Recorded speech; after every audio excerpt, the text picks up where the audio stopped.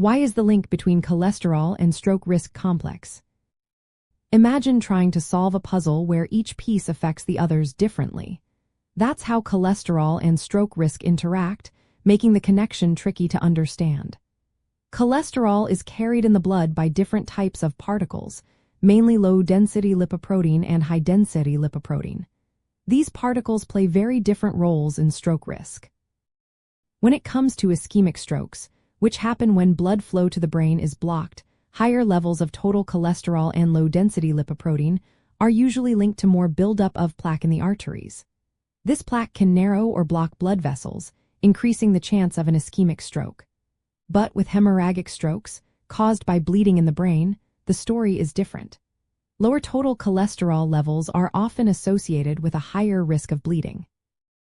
This may be because very low cholesterol can weaken blood vessel walls or affect how blood clots form, making bleeding more likely.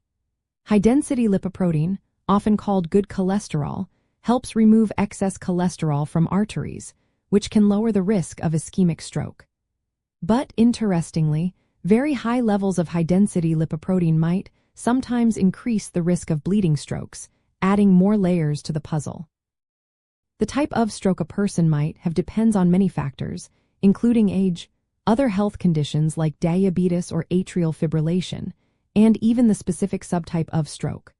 For example, small vessel disease or atherosclerotic strokes are more strongly linked to cholesterol levels. Plus, the size and function of high-density lipoprotein particles matter. Some particles are better at removing cholesterol and protecting blood vessels than others. Treatments like statins that lower low-density lipoprotein can reduce the risk of ischemic strokes, but they might slightly increase the chance of bleeding strokes in some cases. Population differences also play a role.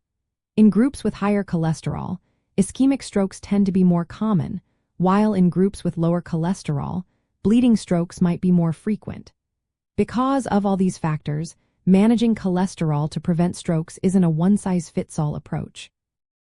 Doctors often focus on lowering low-density lipoprotein to reduce ischemic stroke risk, but they also consider individual health factors and the potential risks of aggressive cholesterol lowering. The relationship between cholesterol and stroke risk is complex because it impacts different types of strokes in opposite ways, and individual differences make a big difference. That's why personalized treatment plans are so important in preventing strokes related to high cholesterol.